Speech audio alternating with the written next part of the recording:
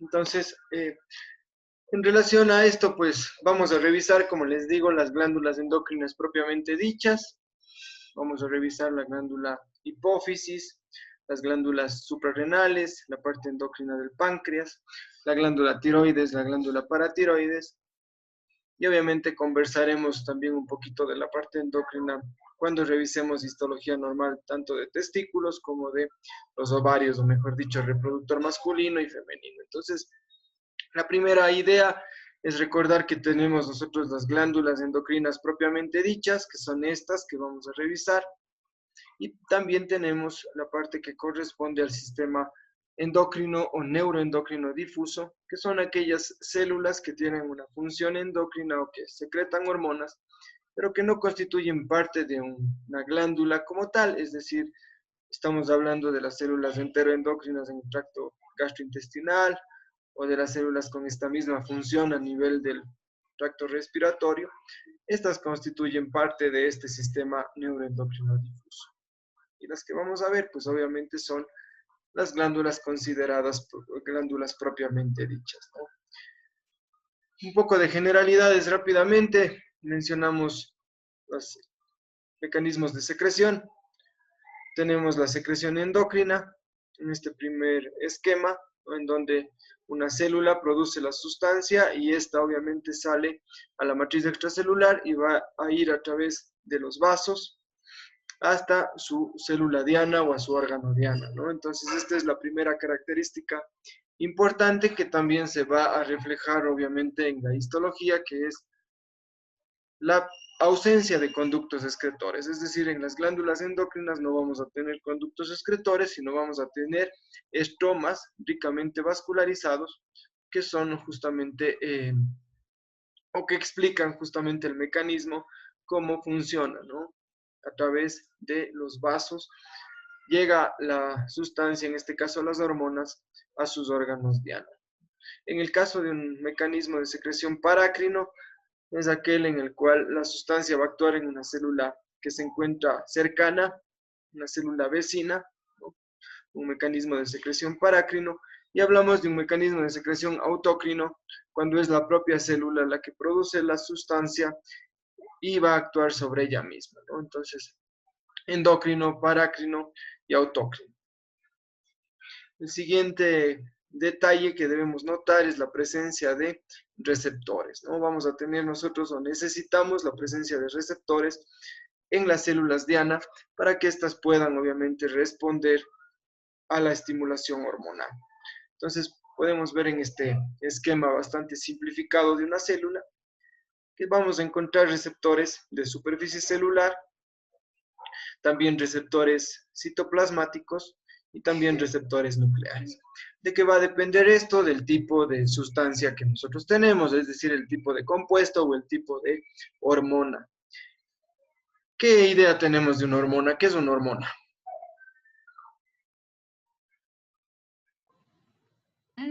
Tal vez una sustancia química que envía una señal para ejercer cierta función en un órgano o célula. Eso, ¿no es cierto? Es una sustancia química, un mediador, que va justamente a actuar a distancia en una célula diana, justamente para estimular o para inhibir, es decir, a generar una respuesta en otra célula, ¿no? Entonces, decíamos que estos receptores pueden ser de superficie celular, pueden ser receptores citoplasmáticos o pueden ser receptores intranucleares, ¿no? Entonces, vean, aquí simplemente es a manera de un ejemplo o unas generalidades de una forma rápida. Vean ustedes, acá tenemos una hormona proteica que llega a su receptor de superficie celular y va a activar a un segundo mensajero a través de una proteína G. Entonces, este segundo mensajero es el que produce la respuesta en esta célula diana, y esta respuesta puede ser a nivel del núcleo, con síntesis de nuevas proteínas, o puede ser a nivel de las organelas intracitoplasmáticas, o puede ser también a nivel de la membrana para apertura, cierre de canales iónicos. En el caso de otro tipo de hormonas más complejas, como por ejemplo los glucocorticoides, necesitamos, o la primera diferencia es que para llegar a la célula lo hace a través de una proteína transportadora. En el caso de las hormonas peptídicas, que son compuestos más simples, no necesitan esto. Y lo otro, como ustedes están ya observando en esta foto, es que no hay receptor de superficie, sino presentan receptores citoplasmáticos y nucleares, ¿no? Entonces vean que de acuerdo al tipo de hormona, vamos a tener un mecanismo de señalización diferente, ¿no? Entonces, acá vemos en la otra parte del dibujo, básicamente el mismo mecanismo, ¿no?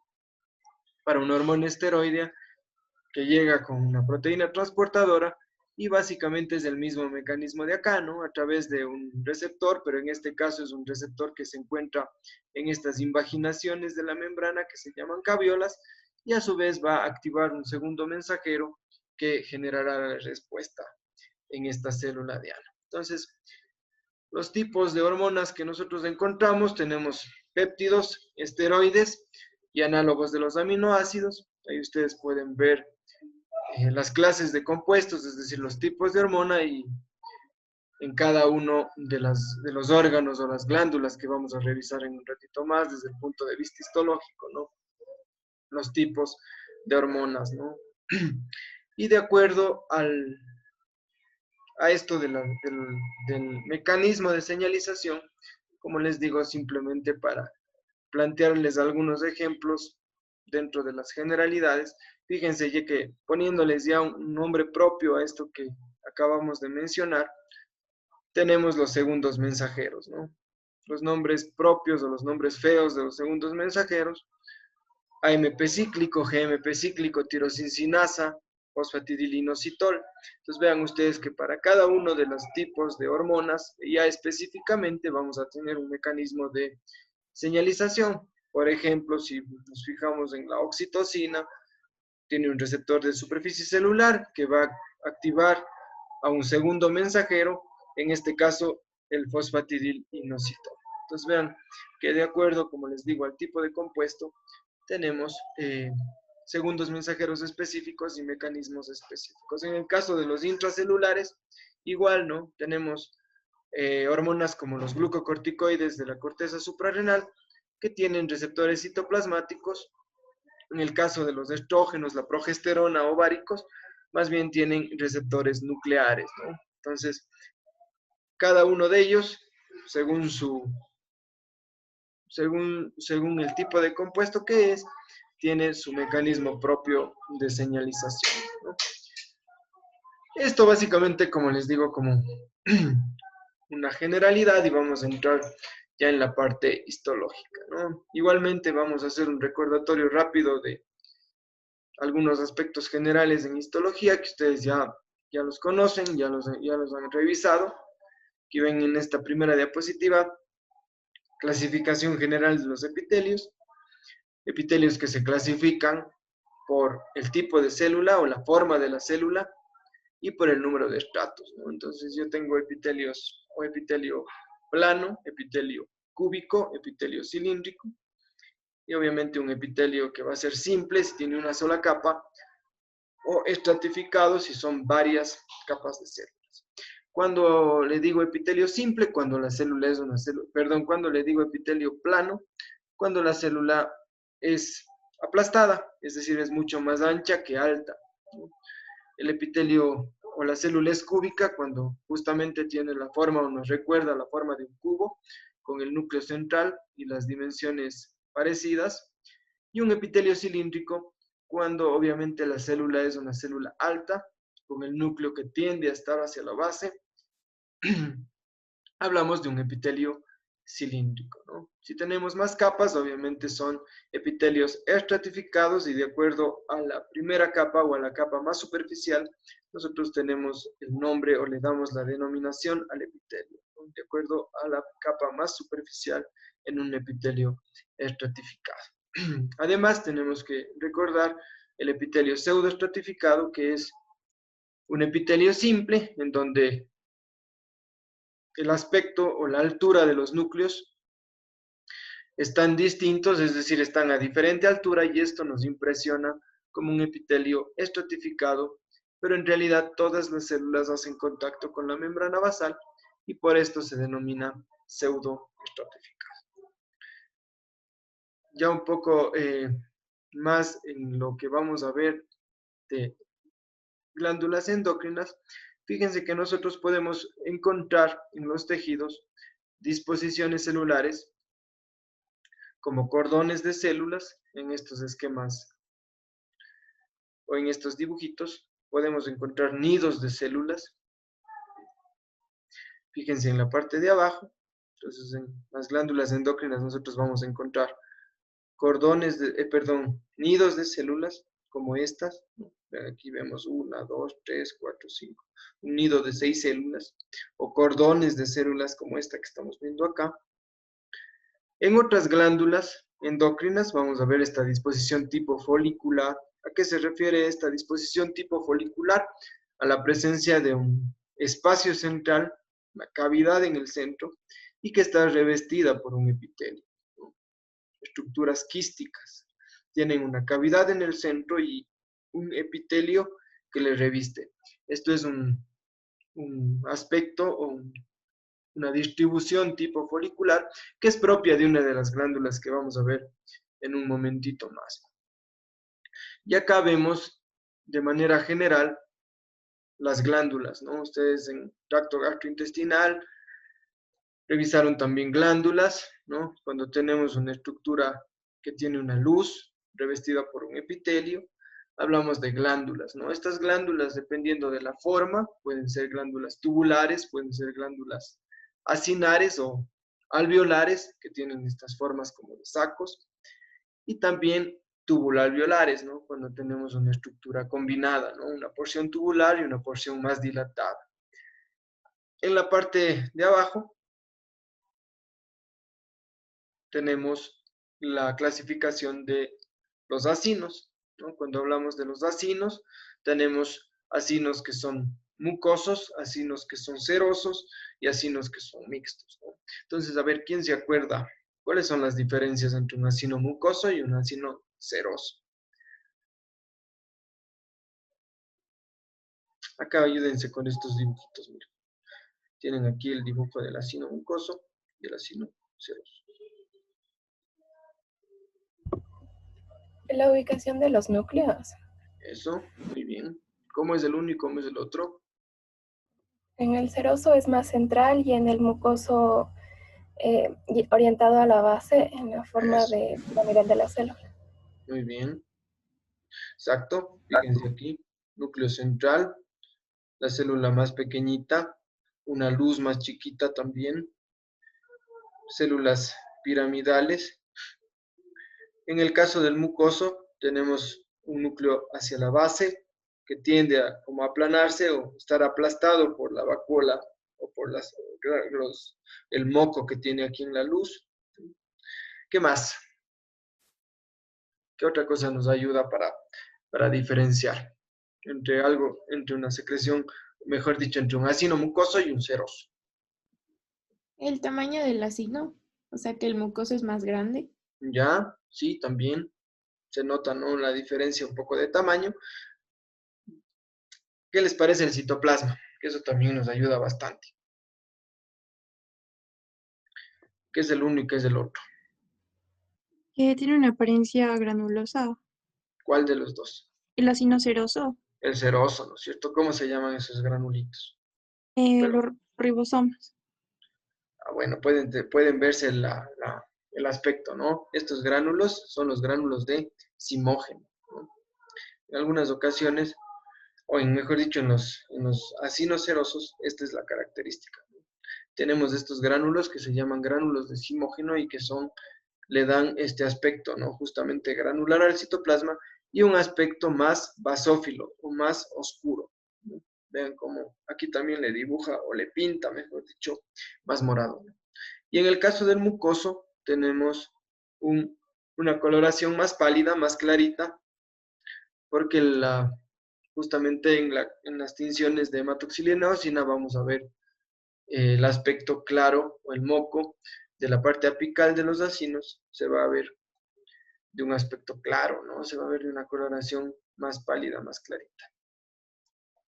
Entonces, ya en las glándulas endocrinas propiamente, vamos a juntar todos estos aspectos y básicamente vamos a encontrar glándulas en donde hay nidos o cúmulos de células, otros en donde vamos a ver hileras o cordones de células, y otra específica en donde vamos a ver esta disposición tipo folicular, en donde recuerden teníamos una cavidad central y un epitelio, ¿no?, alrededor.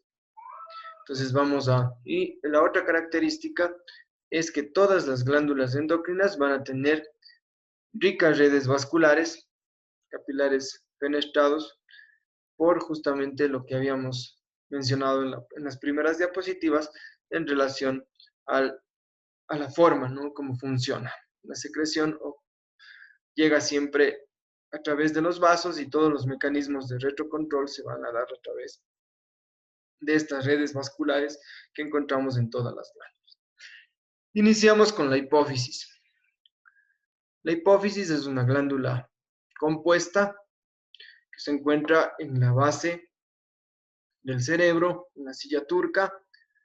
Entonces, el primer detalle importante que debemos recordar es la composición o esta característica de ser una glándula compuesta. Si ustedes se fijan en el dibujo, desde la representación que hacen, le pintan de diferente color, ¿no es cierto? Tenemos una porción que es una porción anterior o adenohipófisis y una porción posterior que es la neurohipófisis. Solamente con los nombres nosotros ya sabemos la característica o la composición de que tenemos una porción que es epitelial glandular, que corresponde a la adenohipófisis, y una porción que más bien es de tipo nervioso y que corresponde a la neurohipófisis. Entonces, esto obviamente viene dado desde el desarrollo embrionario que tenemos en la parte inferior, y para recordar que la adenohipófisis se origina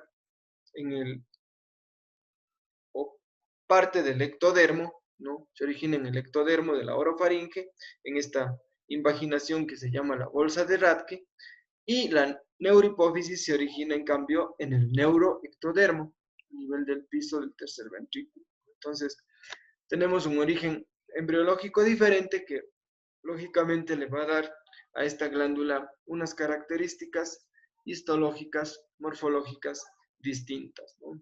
Composición celular igualmente diferente. Antes de ir a la histología, vamos a subdividir a cada una de estas porciones en sus respectivas partes, ¿no? Tenemos entonces la adenohipófisis, que a su vez se divide en una porción más grande o la porción más representativa distal, que es la porción distal. Tenemos la porción tuberal, que se encuentra alrededor del infundíbulo, y la porción intermedia, que justamente divide a las dos porciones y en donde vamos a encontrar remanentes de la bolsa de Rathke, es decir, vestigios del desarrollo embrionario, estos huequitos que se ven aquí, ¿no?, que en la histología se van a ver como quistes, ¿no? Ya las vamos a observar en las imágenes. Y la neurohipófisis, por su lado, va a estar dividida en una porción nerviosa, que es la más grande, y el infundíbulo, ¿no?, que es la conexión básicamente de la hipófisis hacia la eminencia media y se continúa con el hipotálamo. Entonces tenemos estas porciones, ¿no?, o dividida a la hipófisis en cada una de estas porciones. Recordar que tenemos una rica red vascular en todas las glándulas, ¿no? No solamente en la hipófisis, sino en todas las glándulas endocrinas. Aquí vemos la base del cerebro en una pieza de autopsia, en donde podemos ver la glándula, ¿no?, la hipófisis. Lo vemos en otra vista, la misma glándula. Llegamos a la hematoxilina eosina. Acá vemos un corte panorámico de la hipófisis. Entonces, estamos viendo toda, o bueno, casi toda la glándula, que no está completa tampoco. Sí, entonces, fíjense en esta imagen histológica, ¿Qué es lo que les llama la atención en esta imagen? Toda esta imagen, ¿no? Estamos viendo toda esta parte. Obviamente ahí están hechas unas líneas chuecas y temblorosas que yo hice para dividir la foto. Pero, ¿qué les llama la atención? Ustedes ya saben más tejido nervioso que yo, ¿no es cierto? Entonces ya saben distinguir. ¿Y cuál de las dos porciones que están aquí, entre esta y esta de acá, cuál para ustedes tiene un aspecto de tejido nervioso?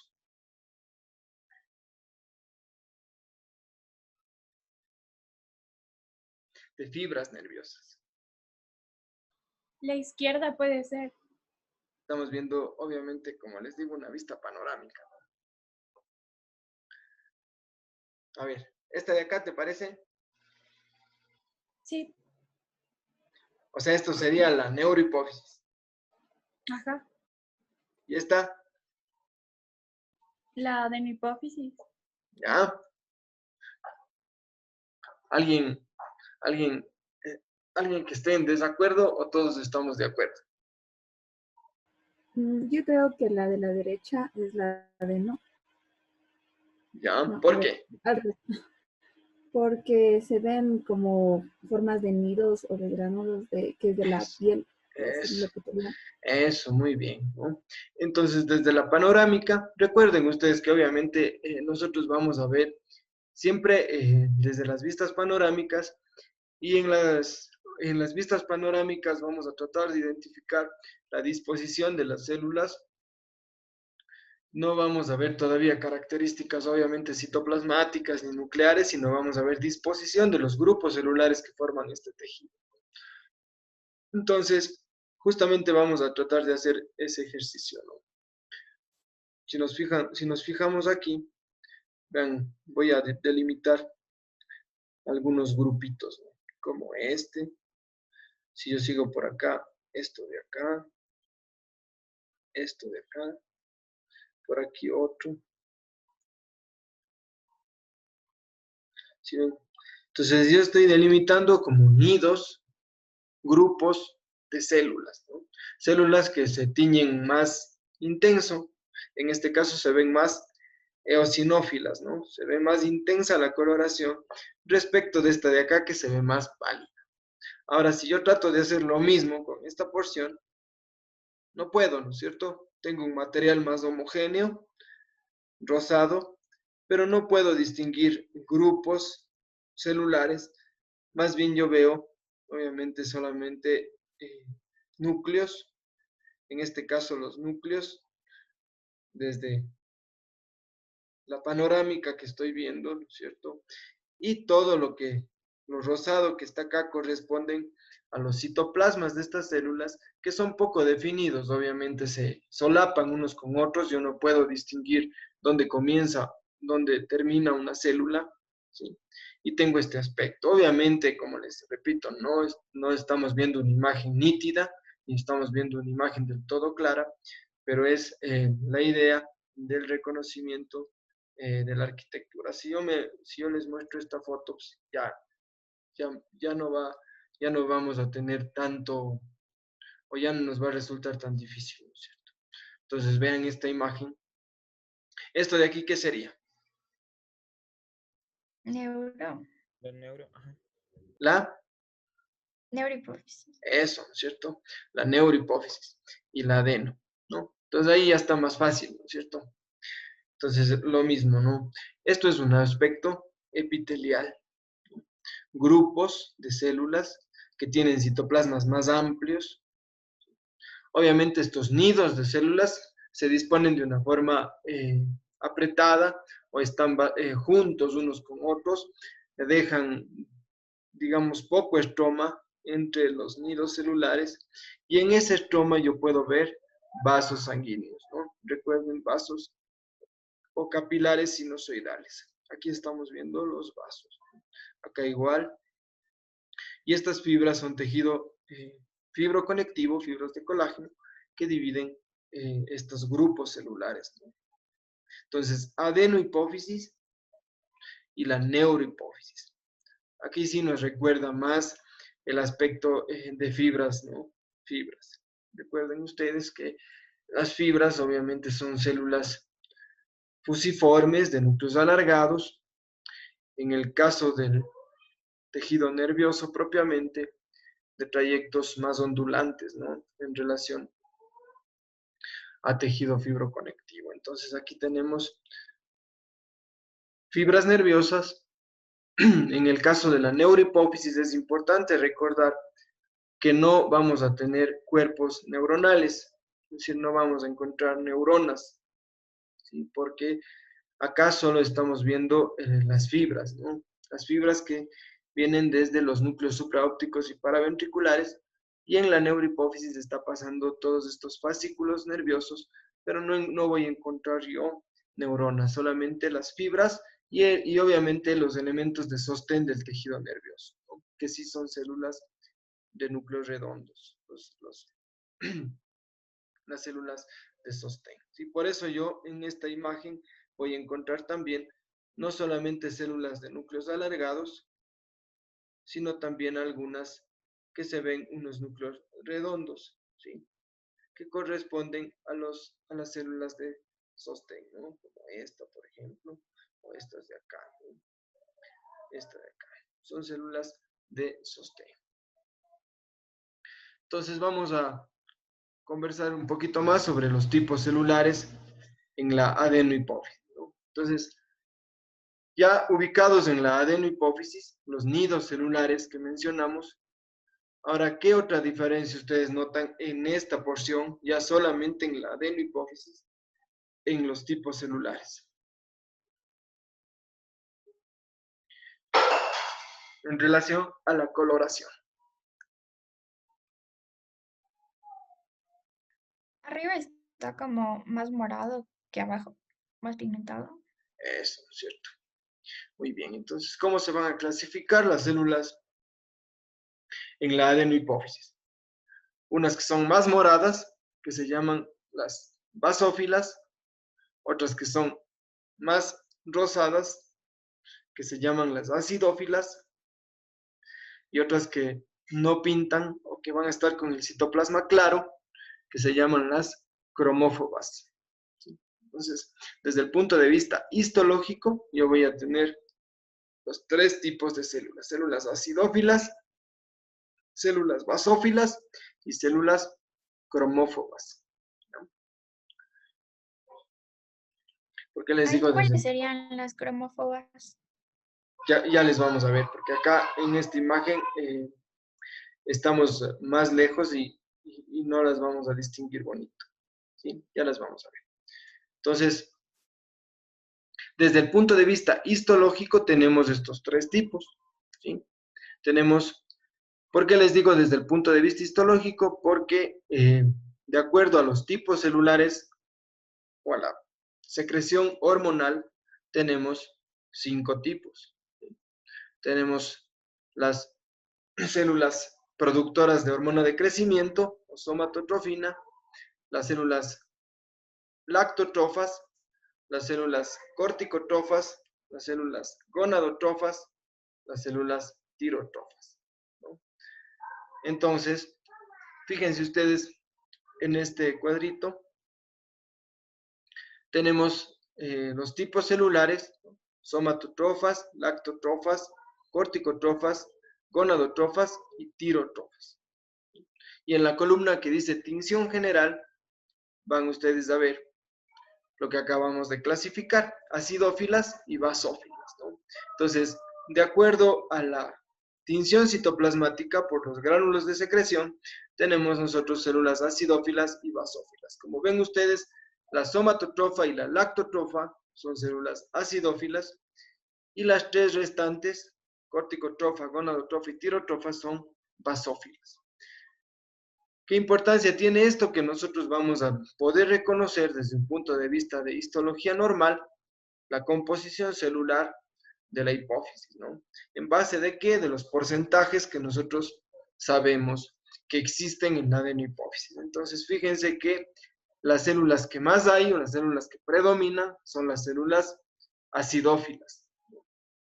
O sea, las células somatotrofas y las lactotrofas. ¿Por qué? Porque la somatotrofa está en el 50% de la composición celular y las lactotrofas en un 15 a 20%. Es decir, que entre los dos tipos celulares alcanzan el 70% de la composición celular. ¿Sí? Entonces, en un corte histológico, yo voy a ver un mayor porcentaje de células acidófilas. Vamos a, en la parte de abajo estamos viendo las células, ¿no? Estas de citoplasma intensamente eosinófilos son las células acidófilas, ¿no? Y acá nos está señalando una célula basófila, ¿no? Que es una célula que tiene un citoplasma, en este caso, menos rojo, ¿no? No se ve, digamos, en este caso muy basófilo, pero sí lo podemos distinguir porque su tinción es mucho menos intensa que las células acidófilas. Acá vamos a ver mejor esta diferencia y de paso las otras células que me preguntaban. ¿Sí? Obviamente ya estamos aquí, ¿no? En los nidos. Estos son los nidos que veíamos desde las panorámicas. Y aquí podemos distinguir las células de citoplasma rosado. Son las células acidófilas, las predominantes. Las células que tienen el citoplasma basófilo o moradito son las células basófilas, justamente. En este caso son corticotrofa, gonadotrofa y tirotrofas. ¿Sí? Acá podemos señalar esta de acá también, esta de acá también. Y las cromófobas, ¿no? Que les mencionábamos que son células en las cuales su citoplasma se va a ver claro, se va a ver blanco, es decir, no tiñe. ¿Sí? Aquí tenemos, por ejemplo, este es el núcleo y este es el citoplasma, ¿no? Está claro. Acá abajo otra, este es el núcleo y acá está, esto correspondería a su citoplasma que no está teñido. Acá abajo tenemos otra. Cromófobas, ¿no? Acá podemos señalar otra, cromófoba.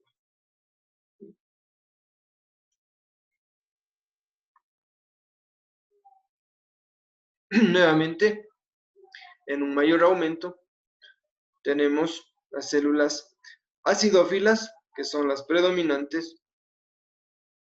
Esta de acá, todas estas, ¿no? Podemos señalar múltiples células. Tenemos las basófilas. Esta de acá. Acá abajo también podemos señalar. Y las cromófobas, ¿no? Entonces ahí vemos el núcleo y el citoplasma que no se tiñe. Y obviamente, como les había comentado, tenemos vasos sanguíneos, ¿no? Vasos sinusoidales que van a estar formando parte del estroma de esta glándula, ¿no? De la adenohipófisis. Entonces, ahora nos regresamos un ratito. Ustedes, fíjense aquí, tinción general, acidófilas y basófilas, ¿no es cierto? Aquí ustedes se preguntarán, ¿y por qué en las fotos o en la descripción estamos hablando de las cromófobas? ¿Qué será de las cromófobas? ¿Qué se les ocurre? ¿Por qué sí podemos ver en los cortes histológicos y sin embargo en la clasificación como tal no están?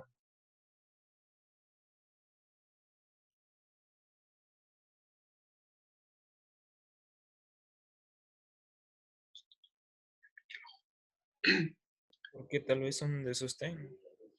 ¿Por qué? Porque tal vez son de sostén. ¿No? Porque al momento de poner el colorante se pone en toda la placa. Y, ¿Ya? o sea, sí va a agarrar color, pero lo que no se tiñe es el citoplasma. ¿Qué es lo que se tiñe cuando... O sea, ¿qué tienen las células estas que son secretoras? Tienen gránulos de secreción, ¿no es cierto?, en el citoplasma. Y estos gránulos de secreción son los que se tiñen o más intenso con la hematoxilina o más intenso con la eosina, y eso nos da como resultado células basófilas o células eosinófilas respectivamente, ¿no es cierto?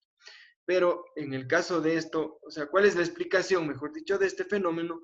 Es que cualquiera de las células o de los tipos celulares pueden o van en un momento dado de su funcionamiento a expresarse como célula cromófoba. Eso quiere decir que esta célula liberó sus gránulos de secreción y está con el citoplasma, digamos, entre comillas, vacío.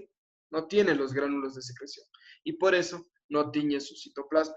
Y obviamente se ve como una célula cromófoba, ¿sí?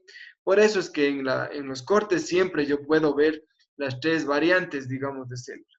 Una célula acidófila, una célula basófila o una célula que momentáneamente está vacía porque se liberaron sus gránulos de secreción y se muestra como una célula cromófoba, ¿no? Entonces, por esto yo voy a encontrar o puedo ver este tipo celular también como parte de la composición y obviamente por esta razón está descrita en la histología.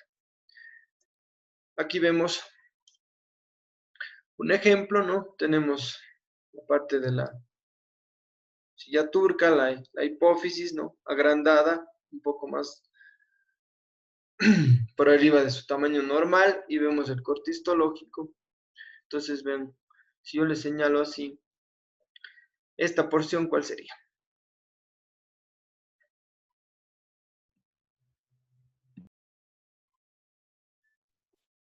La aracnoides, adenohipófisis.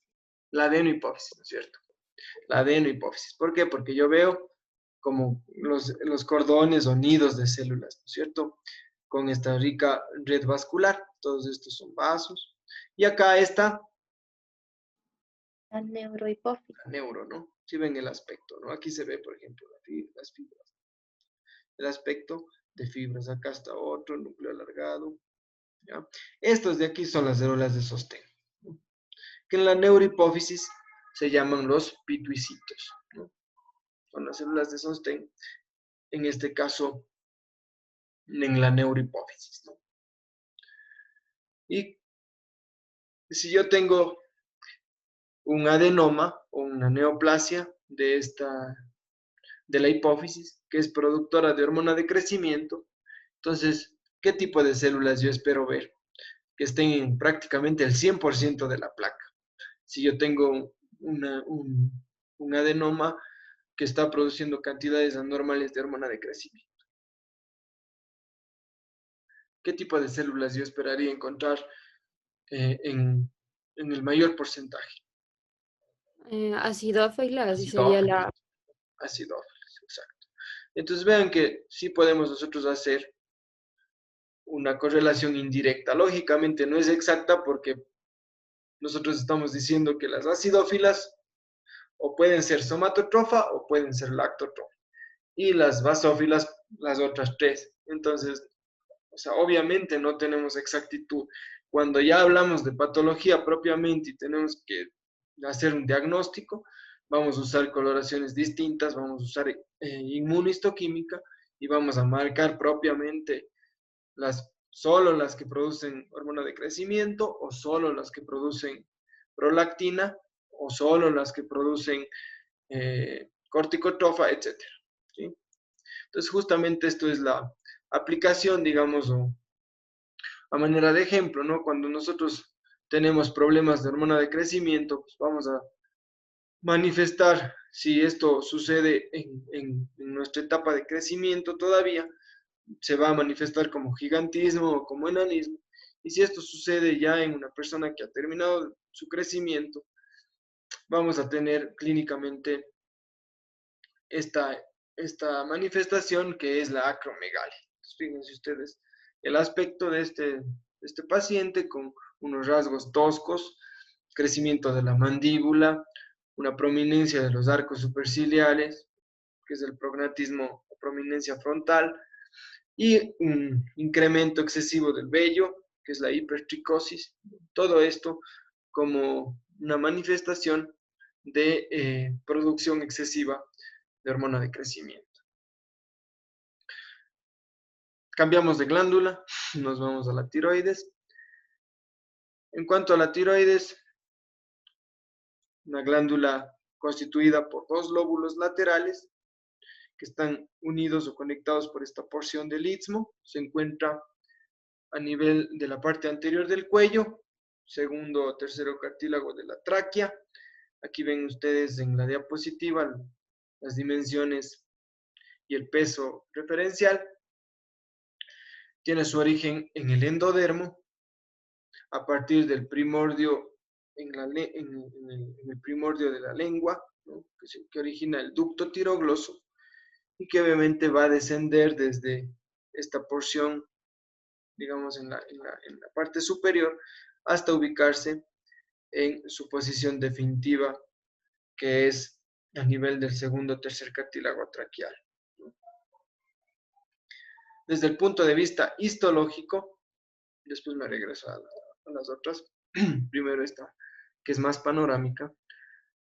Desde el punto de vista histológico, vean, ¿se acuerdan cuál era este aspecto que les mostré en las primeras diapositivas?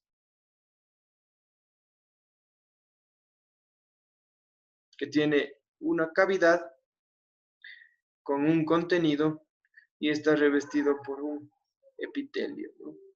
¿Se acuerdan qué era, cómo se llamaba eso? Tipo folicular, ¿cierto? Justamente es la histología normal de la tiroides. Entonces, aquí ya no se van a olvidar porque la histología de la tiroides es bastante característica, ¿no? Siempre que vean la imagen no les va a causar confusión. Son múltiples folículos. Entonces, ¿qué es un folículo? Estas estructuras, ¿no? Es una estructura quística, es decir, una estructura que tiene un hueco, una cavidad central, en donde está llena de este contenido rosado, que se llama coloide, y está revestido por un epitelio, ¿no? Entonces, la tiroides está formada por múltiples folículos, o varios de estos quistes, varios de estas cavidades, de diferentes tamaños, que están llenas de coloide, y están revestidas por un epitelio, ¿cierto? ¿Qué les parece este epitelio?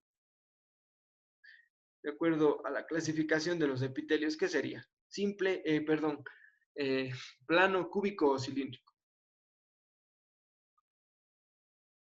Epitelio plano. El que reviste los folículos. Bueno, sí, se puede ver aplanado, pero aquí, por ejemplo, vamos a señalar, por ejemplo, sí, aquí, por ejemplo, se ve aplanado, ¿no? Veamos, aquí estas células están algo aplanadas, pero vamos a observarle también en otra parte, por ejemplo, aquí. Estos núcleos son de una célula plana.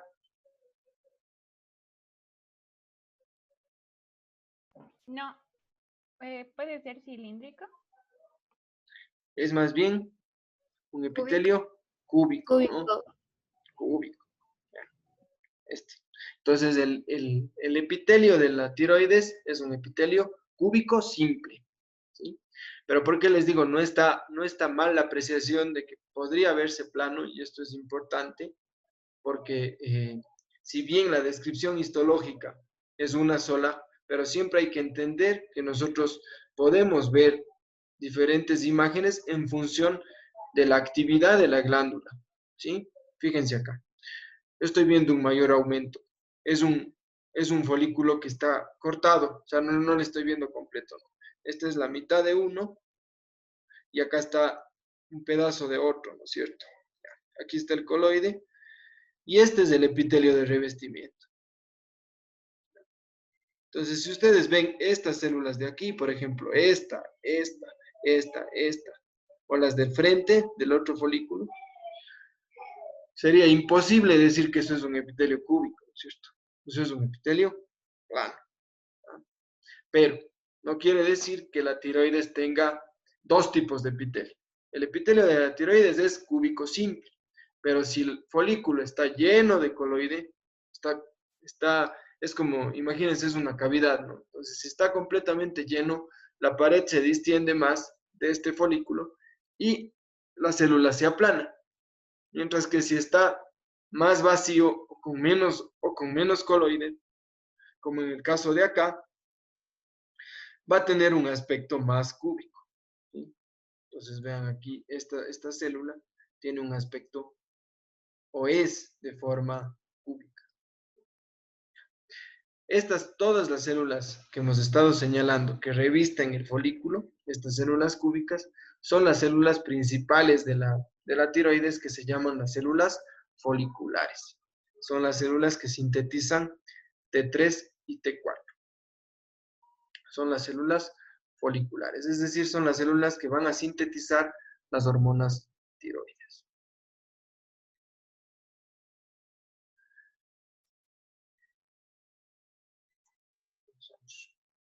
Entonces, aparte de las células, perdón, estoy jugando con mi... Aparte de las células foliculares, que son las que revisten el folículo, tenemos un segundo tipo celular en la tiroides, que son las células parafoliculares, productoras de calcitonina. Y estas, como su nombre lo dice, parafolicular, se van a ubicar al lado de las células foliculares. Entonces, ¿dónde les voy a ubicar? ¿Dónde les voy a buscar? En el espacio entre los folículos, ¿sí? En el tejido conectivo entre los folículos adyacentes a una célula folicular. Entonces, por ejemplo, yo me ubico aquí, esto es un folículo, ¿no es cierto? Acá vemos otro. Y aquí tengo un espacio del tejido conectivo, ¿no es cierto? Fíjense en esta célula de núcleo redondo. Esta podría corresponder a una célula parafolicular. ¿Por qué digo podría corresponder? Porque así mismo es. En hematoxilina y eosina no les podemos distinguir claramente, es decir, no podemos decir con el 100% de certeza esto es una célula parafolicular, porque se confunden con las células endoteliales, es decir, con el revestimiento de los vasos. Entonces, cuando yo necesito marcar las células parafoliculares, sí voy a necesitar de ley hacer una coloración especial que me permita, digamos, identificarlas precisamente. Pero en una imagen como la que estamos viendo, nosotros podemos hacer el ejercicio de identificar, ¿no? Son células redondas, de núcleos redondos, como esta, por ejemplo. Si ven esta de acá, también puede ser una célula parafolicular, ¿ya? Estas que están aquí revistiendo los vasos son las células endoteliales, ¿no? Son células planas. Recuerden, el endotelio es un epitelio plano, simple. ¿Sí? Entonces, todos estos vasos que estamos viendo en el estroma van a estar revestidos por células planas. Pero en el epitelio, o en el parénquima, mejor dicho, en el parénquima tiroide, vamos a describir los dos tipos celulares, ¿no? Células foliculares, que son la gran mayoría, y las células parafoliculares. Entonces, ¿por qué la tiroides se ve así? ¿O por qué la histología de la glándula es así? Con contenido en el centro de coloide y las células foliculares, ¿no? Esto obviamente se debe o está dado por la función, ¿no? Por la síntesis de las hormonas. Entonces, si nosotros cogemos estas dos celulitas y nos vamos al esquema de acá, es como que les estuviéramos viendo a esas dos células, ¿no? Estas células foliculares son las que se encargan, aquí está la luz, esto es todo lo rosado que vemos en el corte histológico, es el coloide. Entonces, en estas células foliculares se da la síntesis de las hormonas tiroides. A partir del yodo, que obviamente necesitamos yodo que es de un aporte externo, y con esto obviamente se sintetiza en el retículo endoplásmico rugoso los precursores de las hormonas tiroides. Entonces, en el coloide vamos a encontrar la tiroglobulina, que a través o por intermedio de la peroxidasa tiroidea se van a dar los procesos de yodación. Y estos procesos de yodación van a permitir que se forme paulatinamente desde monoyodotironina, luego diyodotironina, luego triyodotironina y finalmente tetrayodotironina. Entonces, ahí están almacenadas las hormonas tiroides y obviamente cuando reciben la señal del eje hipotálamo hipofisario, se libera la secreción de estas hormonas que van a regular el metabolismo basal, ¿no? Crecimiento y desarrollo, todo lo que tiene que ver con las hormonas tiroides. Entonces, justamente en función de eso, nosotros podemos ver estos aspectos que les habíamos mencionado, ¿no? Si yo tengo una glándula tiroides que está funcionando mucho o hiperfuncional, hipertiroidismo, puedo ver imágenes como estas. Si ven estas como espacios vacíos, como burbujas que se forman aquí, es lo que se llama consumo de coloide. Entonces yo puedo ver consumo de coloide cuando la glándula está funcionando mucho y el epitelio obviamente va a estar más alto, cúbico, ¿no? En el caso de una glándula en reposo, voy a ver imágenes con repletas de coloide, ¿no? Como las otras. Entonces, histológicamente yo sí puedo tener una idea, digamos, de el funcionamiento también, o del estado funcional de la tiroides. Si bien no es, obviamente, la evaluación histológica no es para eso, no es específicamente, no está hecha para evaluar la funcionalidad, pero sí podemos tener nosotros una impresión histológica de funcionalidad en base de estos detalles, ¿no? Lógicamente tenemos pruebas clínicas que van a valorar de mejor manera la parte funcional. Acá simplemente un ejemplo del eje o de los mecanismos de retrocontrol, ¿no? Mecanismos de retrocontrol negativo y positivo, que es algo de lo que ustedes van a hablar mucho en el sistema endocrino. Entonces aquí simplemente estamos viendo, en el caso de la tiroides, como ejemplo, miren, tenemos desde lo que ya revisamos previamente, una estimulación a nivel de la hipófisis anterior, de las células tirotropas o tirotrofas, que van a secretar justamente y van a actuar a nivel de la tiroides en las células foliculares, y a su vez las células foliculares van a secretar la T3 y la T4, ¿no? Entonces, ¿cómo se da el mecanismo? Obviamente, estas hormonas, la T3 y la T4 circulantes, se van a encargar de frenar la secreción a nivel hipotalámico, es decir, son las que van a ejercer el mecanismo de retrocontrol negativo, es decir, van a indicarle al hipotálamo que ya no se necesita más y de esa manera se mantiene una regulación adecuada, ¿no?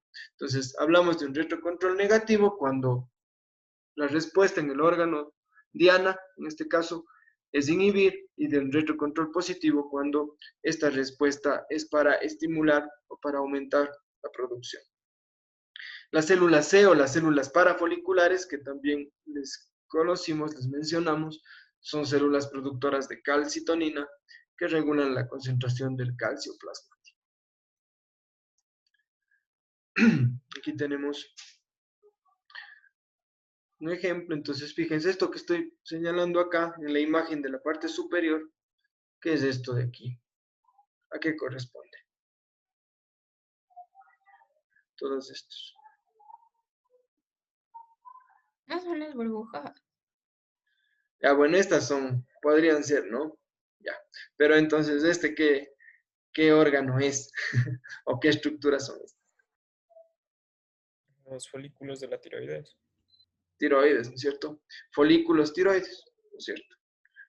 Así van a ver ustedes las imágenes histológicas. Varios folículos de diferentes tamaños, fíjense que hay unos más pequeñitos, otros mucho más grandes, y el estroma, ¿no? El estroma fibroconectivo con vasos. Esto es el parénquima tiroideo, ¿no es cierto? La tiroides normal. Y fíjense cómo aquí tengo este nódulo, que tiene un aspecto diferente. Vean acá abajo, aquí está un nódulo, perdón, aquí está un folículo normal, acá está otro normal, y de repente tengo toda esta estructura fea, como un laberinto, como algo que está ramificado, arborescente, como quieran describirlo ustedes. Entonces, esto es un cáncer papilar de tiroides, uno de los cánceres más frecuentes, ¿no?, en nuestra población, el cáncer de tiroides. Entonces, vean que conociendo la histología normal, nosotros ya podemos darnos cuenta de que no es normal. Obviamente no vamos a hacer un diagnóstico, ¿no? Ustedes obviamente están aprendiendo histología normal, pero fíjense que sabiendo la histología normal de la tiroides, ustedes pueden notar claramente un aspecto de un tejido que está fuera de esa normalidad, ¿no? Como en este caso el cáncer de tiroides. Desde el punto de vista de la macroscopía o en la pieza quirúrgica, digamos, cuando en una tiroidectomía, el tejido tiroideo se va a ver así como esto que están viendo ustedes aquí. Este es el color que debe tener la tiroides normal. Todo su parénquima, todo su tejido debe ser así, este color marrón homogéneo. Y aquí obviamente se nota claramente la presencia del tumor, ¿no? Uno más grande y un foco más pequeño.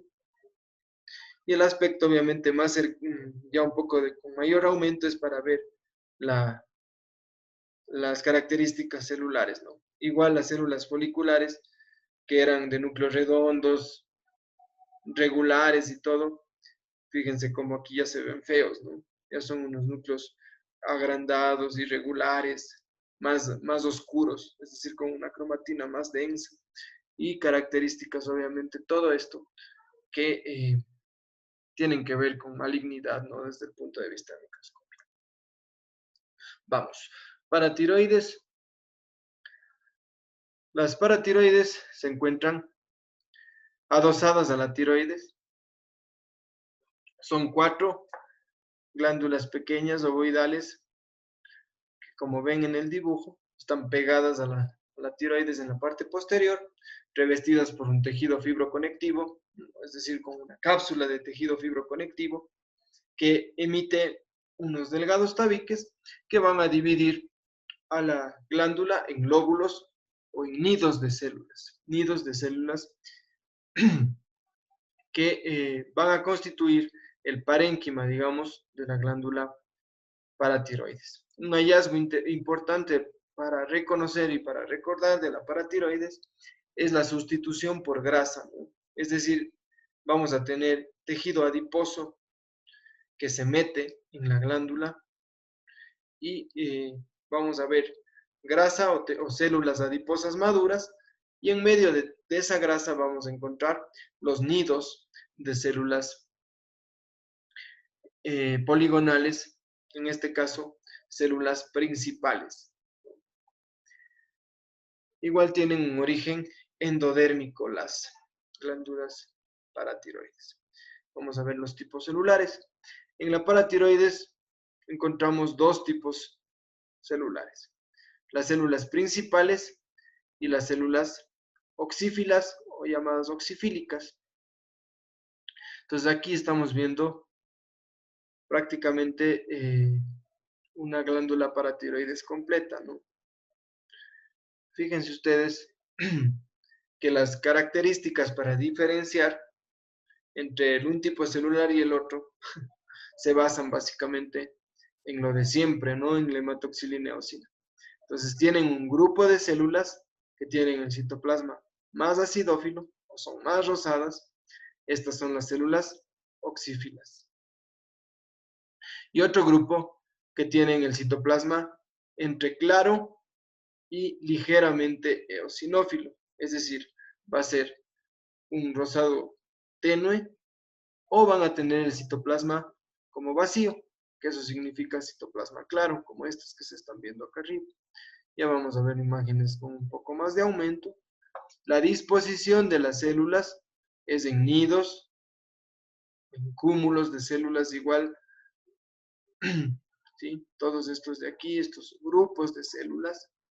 Y en esta foto sí está un poco exagerado, digamos, el componente de células oxifílicas.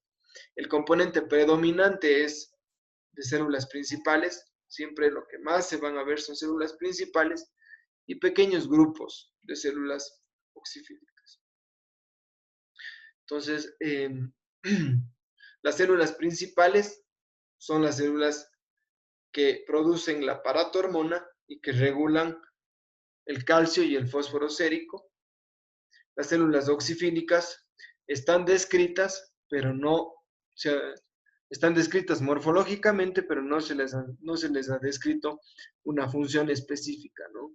Se les ha descrito como parte de la composición histológica normal, pero no se ha descrito una función específica. Entonces vamos a ver, por ejemplo, aquí. ¿Esto qué es? Tiroides. Tiroides, ¿no es cierto? ¿Ya? Entonces aquí están los folículos llenos de coloide. Estas son las células foliculares. Aquí tengo otro folículo, otros más pequeñitos, ¿no es cierto? Este es el estroma. Esto es un pedazo de la tiroides. Recuerden que las paratiroides están adosadas o pueden encontrarse adosadas a la tiroides, ¿no es cierto? Entonces, si yo veo un corte histológico como este, ya es fácil porque reconozco la parte de tiroides, que es más fácil, los folículos, un aspecto más típico, clásico, y veo estos nidos o estas células de citoplasmas ligeramente eosinófilos, ¿no?, que forman estos grupos anastomosados o prácticamente juntos, ¿no?, que se ve aquí como una sola masa, ¿no es cierto?, de células. Obviamente en medio de esta gran cantidad de células que vemos aquí, se observan los capilares, ¿no?, que se encuentran entre los grupos celulares, ¿no? Entonces, todas las células son células poligonales de núcleos redondos. Esta población o la población predominante son células principales. Vemos otra imagen. Esta sí es una imagen, digamos, más típica, ¿no? En los cortes histológicos, si ustedes ven placas histológicas, lo más frecuente es que nosotros veamos imágenes como esta, ¿sí? En donde vemos nidos de células.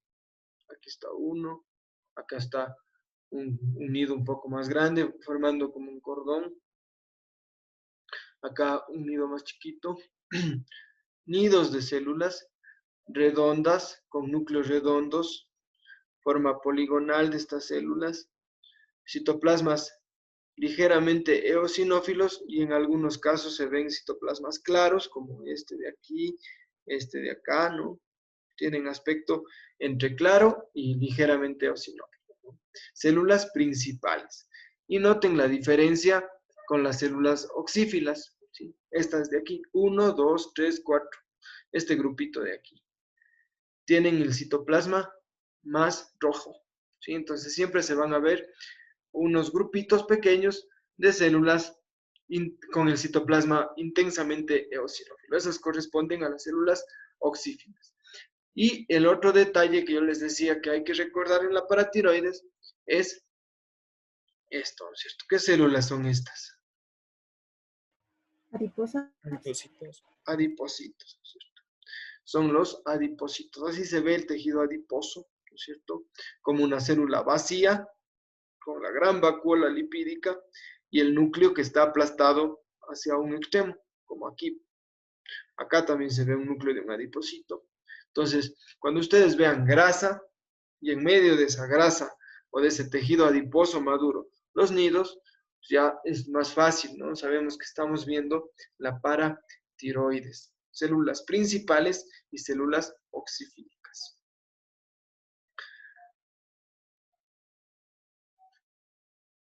Ahora sí viene la pregunta. ¿Qué les parece esta imagen? Yo les doy las opciones. ¿Adenohipófisis o paratiroides? ¿Y por qué?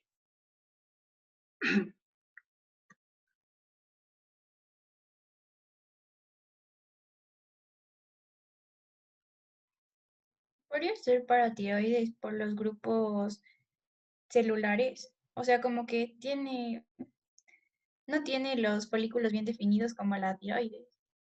No, no tiroides. No, claro, la tiroides no, la tiroides es así, ¿cierto? Estamos ahorita en la discusión entre si esto podría ser adenohipófisis o paratiroides. Paratiroides por las células oxífilas. ¿Ya? Pero ya estas serían, ¿no es cierto? Las más rojitas. Ujú. Pero ¿qué te parece en esta imagen? ¿Son poquitas o están bastantes? Algunas. Es Qué va. cierto, las oxífilas. Si serían las oxífilas, ¿no es cierto? Estarían bastantes. Y estas de aquí, ¿cómo les catalogamos? No sería la de mi hipófisis, porque esas ya son basófilas. ¿Estas cuáles serían? Las basófilas, ¿no serían? Eso, ¿no es cierto? Y esta de aquí, La cromática. eso, cromófoba, ya. Ya luego se aprenden los nombres. Ahorita no importa que le salga como sea. Yo ya, con que le salga el inicio de la palabra, yo sé que sí están pensando en esa serie. Entonces, las cromófobas, ¿no es cierto? Entonces, ¿por qué les digo esto? Porque cuando hacemos a veces las preguntas, las evaluaciones con las imágenes, entonces suelen confundir a veces la adenohipófisis con la paratiroides. Entonces, ¿cuáles son los elementos que tienen que recordar para justamente no confundir? Lo primero, digamos, y la fácil es el tejido adiposo. O sea, si yo veo tejido adiposo y en medio de eso los nidos, paratiroides, porque la adenohipófisis no tiene reemplazo por tejido adiposo. ¿Sí? Si por mala gente yo no busco una foto que no tenga tejido adiposo, no es el caso porque no vamos a hacer eso, porque no les vamos a hacer así preguntas de malas gentes, pero la idea es que analicen la composición celular. Si no tuvieran el tejido adiposo, tengo que acordarme de los tipos celulares, ¿no es cierto? En la adenohipófisis, ¿qué era lo más predominante? ¿Qué tipo de células? Las ácido. Las acidófilas, ¿no es cierto? Entonces quiere decir que yo en la foto o en la imagen espero ver muchas más células rojitas, ¿no es cierto? Mientras que en la paratiroides yo voy a ver células con el citoplasma ligeramente rosado o claro, ¿no? Como estas de aquí, que son las predominantes, las principales. ¿Ya? Solo voy a ver poquitas como estas de acá, no van a ser las predominantes. ¿Sí? Entonces, con esos elementos, yo ya no voy a confundir, ¿no es cierto? Obviamente, la característica celular, ¿no? Si ustedes se fijan, estas células tienden a ser unas células más grandes, ¿no? O sea, es una célula como más amplia, ¿sí? Todas mismas las células de la adenohipófisis. En cambio, las células de la paratiroides son células un poquito más regulares, ¿no? Son un poquito más regulares entre ellas, más pequeñitas, ¿no? Pero claro, eso sí es un detalle, digamos, un poco más inespecífico. Pero con los otros elementos van a poder distinguir. Lógicamente, si ustedes ven tiroides adyacente, tampoco van a dudar, ¿no es cierto? Porque estamos viendo transición simplemente entre tiroides y paratiroides. O sea, estamos viendo una paratiroides que está pegada, adosada al tejido tiroide.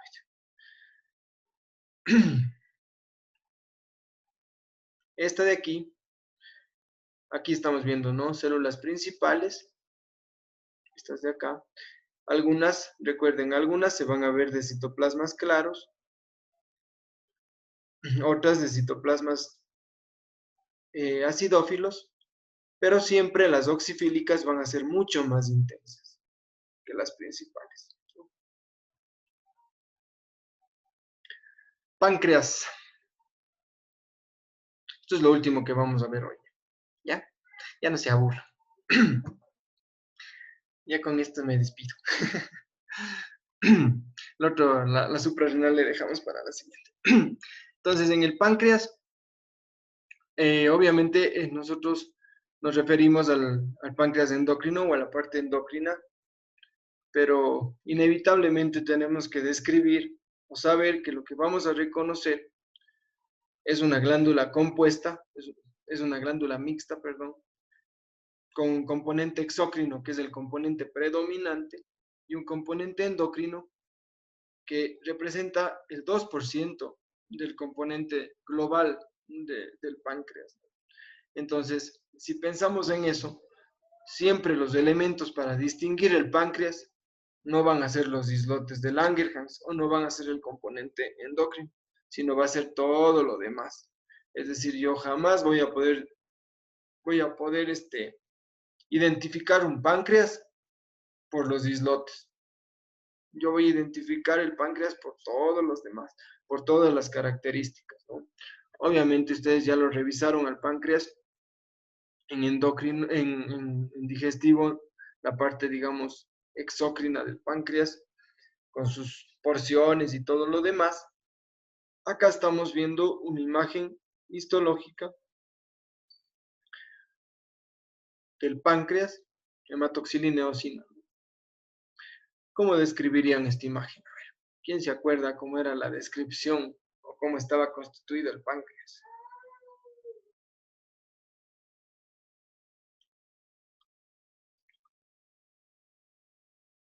¿Se acuerdan de los acinos que les mostré en esa diapositiva?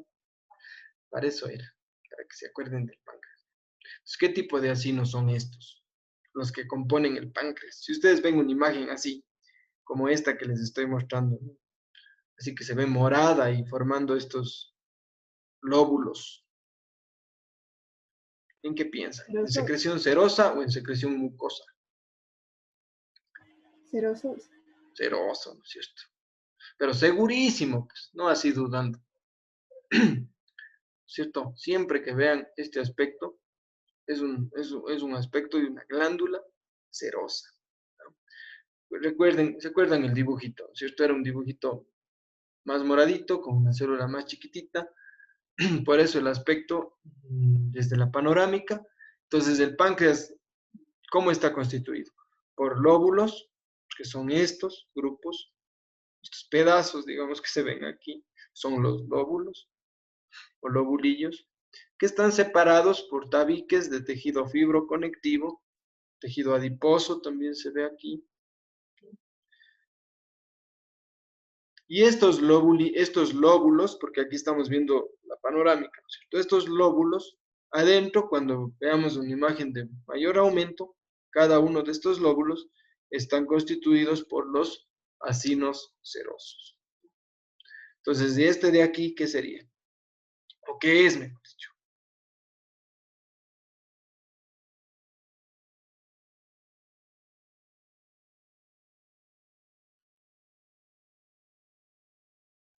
Porque no se ve igual que el resto, ¿no es cierto? Tiene una luz, tiene un epitelio y tiene una pared, digamos, más o menos gruesa. Conducto pancreático. Eso, el conducto pancreático, ¿no es cierto? ¿El páncreas qué tiene? Tiene los acinos y estos acinos producen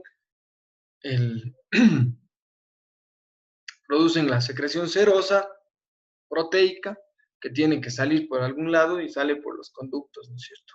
Que van desde los más chiquitos hasta los conductos principales o los conductos excretorios más grandes, ¿no es cierto?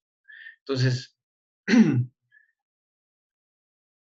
me acerco un poco más y ahí sí voy a ver los acinos, ¿no es cierto? Entonces, vean, aquí estamos viendo un acino, otro acino, otro acino. Estos son los acinos. Y aquí está obviamente formando un lóbulo o lobulillo. Esto es un ducto. Entonces, en el páncreas yo voy a ver todo el componente exócrino, ¿no es cierto? Que es el predominante. Y voy a distinguir a la parte endocrina que constituyen los islotes de Langerhans, que son estos puntitos o estos, por eso se llaman islotes, porque son como islas o nidos de células que se ven más claras, ¿no? Entonces vean que aquí se observan algunos, ¿no? Estas estructuras redondeadas claras. Entonces en la panorámica así les voy a localizar, ¿no es cierto? Veo y veo la diferencia de tinción entre el componente exócrino, que es más teñido, que es más intenso, y estas estructuras pálidas, redondeadas, que constituyen los islotes de Langerhans. Entonces, cuando ya le veo el islote de cerca, entonces veo estos nidos de células poligonales, de núcleos redondos y de citoplasmas pálidos. Esta característica de los citoplasmas pálidos justamente hace que yo pueda distinguir el islote del componente exócrino o de los acinos serosos. Pero en esta parte sí, en el islote de Langerhans no voy a poder distinguir en hematoxilina eosina los tipos celulares, ¿sí? Es decir, de la manera como hicimos en la hipófisis que les mencionamos, las acidófilas son las somatotrofas, las lactotrófilas, las basófilas, las otras tres. En el páncreas no podemos hacer eso, es decir, aquí sí no vamos a poder identificar qué célula es alfa, qué célula es beta y qué célula es delta en hematoxilina eosina habitual, porque todas se ven igual. Es decir, yo no voy a poder señalar aquí y decirles, esta es una célula beta, esta es una célula alfa, ¿no? Porque todas se ven igual. Pero sí tenemos algunos detalles en histología que se describen con relación a la localización de estas células dentro del islote. Primero, obviamente vamos a describir los tipos celulares. Tenemos las células alfa, que son productoras de glucagón, las células beta, las más abundantes, productoras de insulina, y las células delta, productoras de somatostatina como las principales, ¿no? Pero tenemos grupos celulares menores, es decir, algunas células más que son consideradas grupos celulares menores del islote y que producen también algunas hormonas. Entonces, aquí en estas imágenes están viendo ustedes inmunohistoquímica, otra técnica diferente, ¿no? De coloración, en un fondo más bien azulado, y las células se tiñen de marrón o de café. Entonces, según la proporción, si yo le señalo esta de aquí, ¿cuál sería? Delta. Delta, ¿no es cierto? De las tres, ¿ya? Entonces, aquí vemos, desde el punto de vista histológico, en su libro van a encontrar descrito que las células delta y las células alfa se ubican más hacia la periferia del islote como tal, ¿sí? Tal vez aquí se nota esa característica. Fíjense que estas celulitas se disponen más hacia la periferia del islote. Asimismo, les describen en los textos como que las células alfa y las células delta tienen una disposición más hacia la periferia, mientras que las células beta son de disposición central, ¿sí? Es decir, se ubican más hacia el centro del islote. Estas células, si les mencioné que tenemos grupos celulares menores, es decir, ya no solamente están descritas las tres que mencionamos y que especificamos porque son las predominantes, sino también otros grupos como los que tienen descritos en esta tabla, que son los grupos celulares menores dentro del mismo islote. Y lógicamente, desde el punto de vista funcional, la insulina y el glucagón como las principales, digamos, en cuanto a lo que tiene que ver con el metabolismo de la glucosa, ¿sí? Tanto para la captación de la glucosa, el uso de la glucosa, y lógicamente el glucagón como un antagonista, digamos, o con funciones antagónicas respecto a las funciones de la insulina, ¿no? Que básicamente controlan la concentración de glucosa, de azúcar en la sangre. Hasta ahí vamos a quedarnos. La próxima clase completamos y